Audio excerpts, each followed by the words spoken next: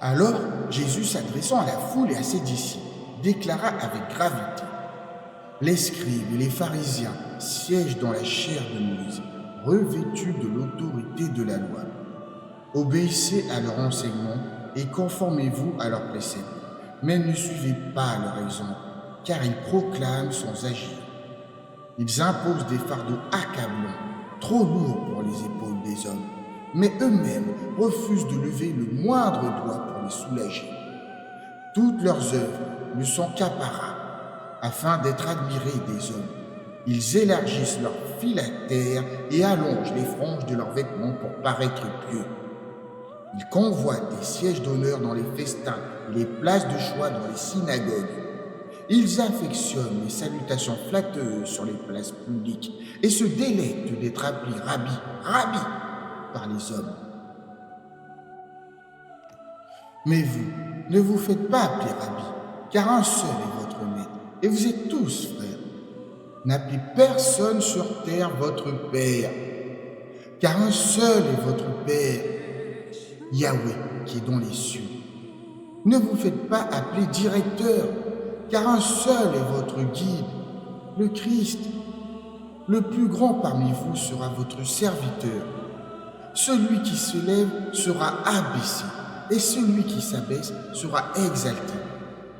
Malheur à vous, scribes et pharisiens hypocrites! Vous fermez aux hommes l'accès au royaume des cieux. Vous-même n'y entrez pas, et vous empêchez ceux qui le souhaitent d'y entrer. Malheur à vous, scribes et pharisiens hypocrites! Vous dévorez les maisons des veuves tout en récitant de longues prières pour l'apparence. À cause de cela, votre condamnation sera plus sévère. Malheur à vous, scribes et pharisiens hypocrites! Vous parcourez mer et terre pour convertir un seul prosélyte. Et lorsqu'il est devenu, vous en faites un fils de la gêne 2 fois pire que vous. Malheur à vous, guides aveugles, qui proclamez: si quelqu'un jure par le temple, cela n'a aucune valeur. Mais si quelqu'un jure par l'or du temple, il est lié. Insensé et aveugle, l'or est-il plus grand que le temple qui sanctifie l'or? Et vous dites encore: si quelqu'un jure par l'autel, cela n'a aucune valeur. Mais si quelqu'un jure par l'offrande qui est sur l'autel, il est lié. Aveugle! L'offrande est-elle plus grande que l'autel qui sacrifie l'offrande? Celui qui jure par l'autel jure par tout ce qui est posé dessus. Celui qui jure par le temple jure par celui qui l'habite. Et celui qui jure par le ciel jure par le trône de Yahweh et par celui qui est assis. Malheur à vous, scribes et pharisiens hypocrites! Vous payez la dîme de la menthe, de l'aneth et du cumin, mais vous négligez les exigences les plus essentielles de la loi: la justice, la miséricorde et la fidélité. C'est cela qu'il fallait pratiquer, sans oublier le reste. Guides aveugles, vous filtrez le moucheron, mais vous avalez le chameau. Malheur à vous, scribes et pharisiens hypocrites! Vous nettoyez l'extérieur de la coupe et du plat, mais à l'intérieur, il regorge de rapines et d'excès. Pharisiens aveugles, commence par purifier l'intérieur de la coupe et du plat, afin que l'extérieur aussi devienne pur. Malheur à vous, scribes et pharisiens hypocrites! Vous ressemblez à des sépulcres blanchis, beaux à l'extérieur, mais remplis à l'intérieur d'ossements et de toute impureté. Vous de même, vous paraissez juste aux yeux des hommes, mais à l'intérieur, vous êtes plein d'hypocrisie et d'iniquité. Malheur à vous, scribes et pharisiens hypocrites!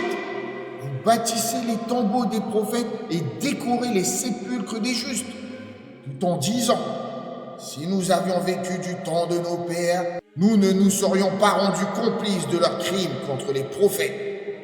Vous témoignez ainsi que vous êtes les fils de ceux qui ont assassiné les prophètes.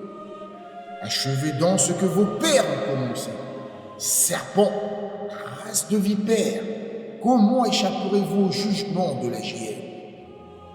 Voilà pourquoi, moi, je vous envoie des prophètes, des sages, des scribes. Vous en tuerez et crucifierez certains. Vous flagellerez d'autres dans vos synagogues et vous les poursuivrez de ville en ville.